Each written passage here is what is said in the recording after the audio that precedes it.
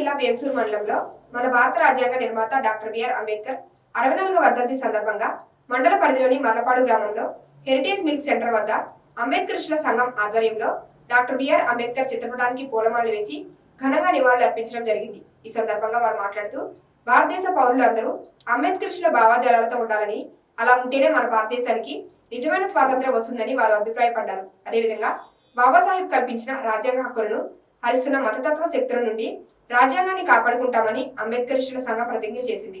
ఈ కార్యక్రమంలో అంబేద్కరిస్టుల సంఘ సభ్యులు మర్లపాడు గ్రామం పిల్లి జగన్మోహన్ రావు, మల్లూరు చంద్రశేఖర్, బీరాపల్లి గ్రామం కిన్నెర్ వెంకటరమణ, రేజర్ల గ్రామం ఖమ్మంపాటి రవి, దుద్దెపూడి గ్రామం మిర్యాల రవి, దిలీప్ తదితరులు పాల్గొన్నారు.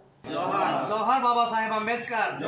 సాధిస్తాం అంబేద్కర్ బాబా నీ ఆశయాలను, కాపాడుకుంటాం నువ్వు ఇచ్చిన రాజ్యాంగాన్ని, కాపాడుకుంటాం నువ్వు ఇచ్చిన భారత రాజ్యాంగాన్ని, కాపాడుకుంటాం మోడీ మతత్వ శక్తుల నుంచి రాజ్యాంగాన్ని, మోడీ మతత్వ శక్తుల నుంచి రాజ్యాంగాన్ని.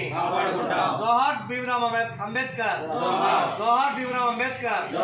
జై భీమ్, జై భీమ్, జై భీమ్. సాధించుకుంటాం నీ హక్కులన్నింటినీ, నువ్వు ఇచ్చిన హక్కుల ఫలాలన్నింటినీ సాధించుకుంటాం, రాజ్యాంగాన్ని కాపాడుకుంటాం. కంకణబద్ధంతో ఉంటేనే ఈ భారత రాజ్యాంగాన్ని కాపాడుకోవడం సాధ్యం అవుతుంది తప్ప లేకుంటే సాధ్యం కాదని కనిపిస్తా ఉంది అని అంబేద్కరిస్టుల సంఘంగా మేము కూడా అభిప్రాయపడతా ఉన్నాం. ఎందుకంటే ఈరోజు భారతదేశంలో పరిపాలిస్తున్న మోడీ ప్రభుత్వం బాబాసాహెబ్ ఇచ్చిన రాజ్యాంగ హక్కులన్నింటినీ తుడిచిపెట్టుకుపోయేలాగా తొలగిస్తూ ఉంది. ఏమిచ్చాడు? స్వేచ్ఛ వాయువును పీల్చుకునే అవకాశం ఇచ్చాడు, స్వేచ్ఛగా మాట్లాడే హక్కుని ఇచ్చాడు, అన్యాయం జరిగితే ఆందోళన చేసే హక్కుని ఇచ్చాడు. కానీ ఈనాడు కేంద్రంలో మోడీ ప్రభుత్వం బాబాసాహెబ్ ఇచ్చినటువంటి అంబేద్కర్ ఇచ్చినటువంటి సమ్మె చేసే హక్కును కానీ, సంఘం పెట్టుకునే హక్కును కానీ, పోరాడే హక్కును కానీ, వేతనం గురించి జరిగే హక్కును కానీ లేకుండా తూట్లు పడుతూ ఉంది.